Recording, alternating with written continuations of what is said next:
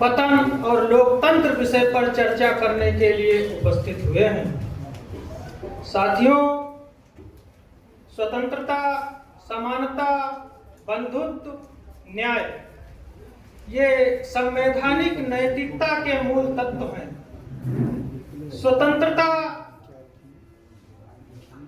का असली मकसद अभिव्यक्ति की आजादी से है।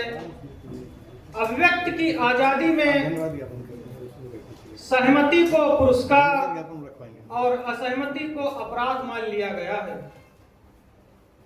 समानता, सामाजिक समानता तो लागू हो चुकी है, लेकिन अभी राजनीतिक समानता और आर्थिक समानता देखने को नहीं मिलती।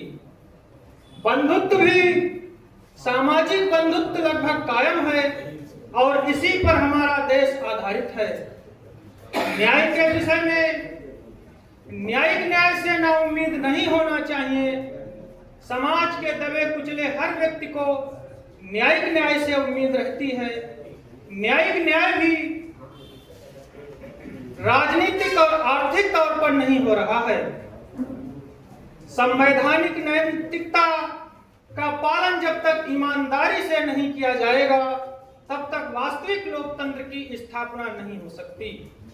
हमारे देश में चूंकि प्रतिनिधि लोकतंत्र लागू है और प्रतिनिधि लोकतंत्र में राजनीतिक दलों के सदस्य चुनकर सदन में पहुंचते हैं। साथियों, राजनीतिक दल जहां पर इस तरह की व्यवस्था लागू होती है, वहां वास्तविक लोकतंत्र लागू नहीं हो पाता, क्योंकि राजनीतिक दलों में टिकट पाने के लिए, चुनाव जीतने के लिए तमाम संसाधनों की, धन की, छल और कपट की आवश्यकता पड़ती है।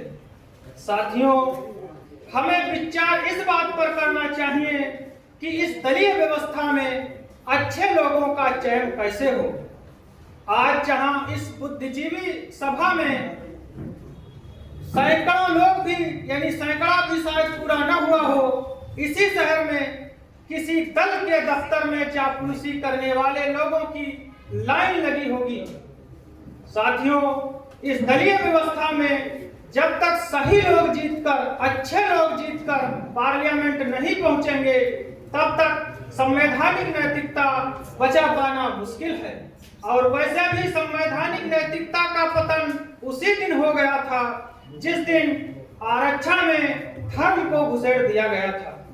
साथियों, जिस देश के संविधान में धर्मनिरपेक्षता का सिद्धांत लागू होता है, उसी संविधान की एक धारा में आरक्षण की व्यवस्था में धर्म का प्रावधान किया गया है, जो कि निंदनीय है। इस पर भी विचार करना चाहिए। हमें ज्यादा कुछ नहीं कहना है, हम तो यहाँ महान वक्ताओं को सुनने आए थे।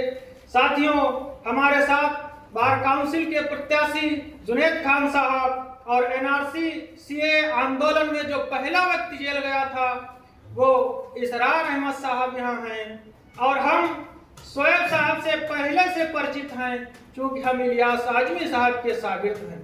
साथियों, हमें सबसे ज्यादा ध्यान इसी बात पर देना है कि आज राजनीतिक दलों में टिकट पाने के लिए पैसे की आवश्यकता पड़ रही है।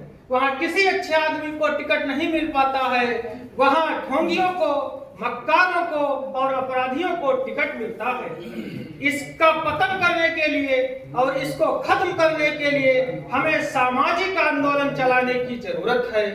यहाँ ना तो लड़ाई किसी धर्म के बीच